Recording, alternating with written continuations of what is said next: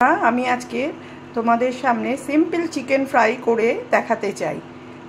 দেখো আমি কিভাবে করি। আমি 500 গ্রামের মতন চিকেন নিয়েছি, বোন শুদ্ধই চিকেন নিয়েছি, এটা বেশি ভালো লাগবে খেতে।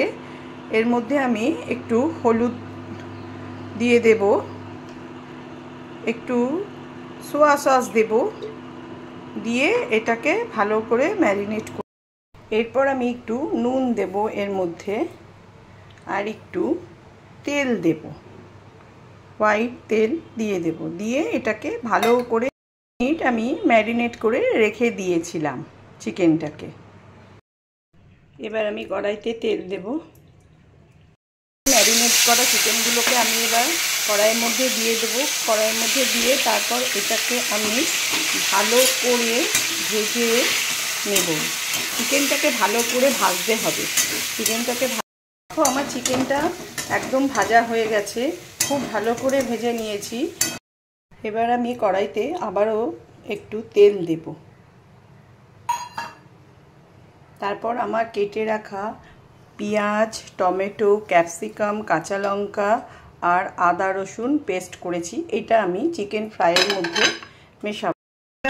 এরকম ভাজা হয়ে গেছে। দেখো আমি কড়াইতে তেল দিয়েছি।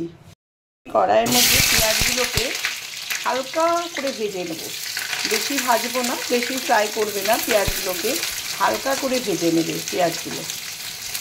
পেঁয়াজগুলো আমার হালকা ফ্রাই হয়ে গেছে, এর থেকে বেশি ফ্রাই করব না। আমি আগে তুলে একটা আবার বাটির মধ্যে রেখে দেব। এই তেলেই আমি আদা রসুনের পেস্টটা দিয়ে দেব। এর মধ্যে আমি পরিমাণ মতো একটু হলুদের গুঁড়ো দিয়ে দিলাম, একটুখানি সোয়া সস দেব, একটুখানি গ্রিন চিলি সস দেব, একটু রেড চিলি সস দেব,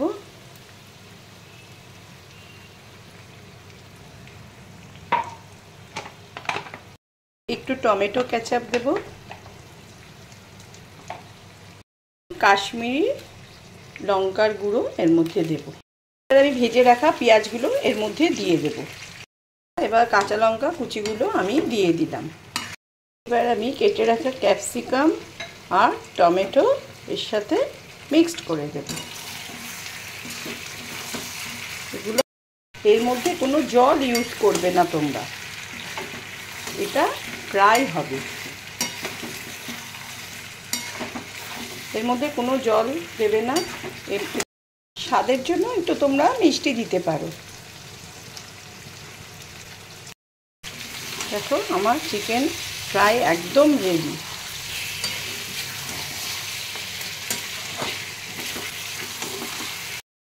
দেখো আমি চিকেন ফ্রাইটা বানিয়েছি, কীরকম হয়েছে।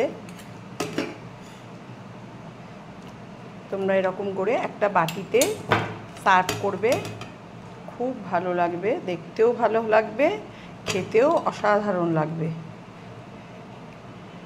আমার রেসিপিটা তোমাদের ভালো লাগে please like, share and subscribe করে দিও।